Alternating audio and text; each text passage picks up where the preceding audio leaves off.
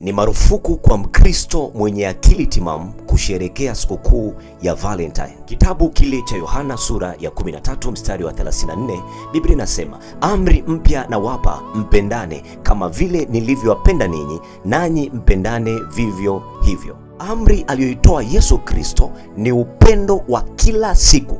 Kwa nini mmeweka iwe tarehe 14 mwezi wa pili?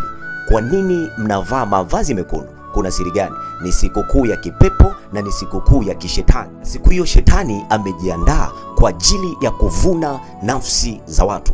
Uzinzi utatendeka sana siku hiyo. Kuna watu wataondoka na magonjwa, kuna watu wataondoka na mimba zisizo na baba. Ninakuonya kwa jina la Yesu, acha kufikiria kufanya uharibifu ndani ya tarehe hiyo. Inawezekana uko kwenye mchakato na arrangement za kwenda kukutana na mahusiano yasiyo sahihi, ya kwenda kuonana na watu wasio sahihi, ya kwenda kuonana na mke wa mtu na mume wa mtu. Ninakuonya katika jina la Yesu, acha mara moja. Mshahara wa dhambi ni mauti. Tulio ndani ya Yesu hatupendani kwa tarehe fulani ama mwezi fulani, tunapendana kila siku kama Yesu alivyoagiza.